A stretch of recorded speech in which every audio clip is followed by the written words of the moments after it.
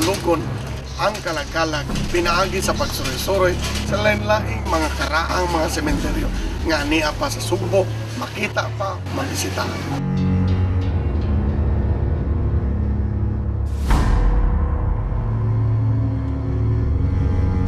Reliyon ang gihatag sa simbahan nila. Sementeryo ni sa una.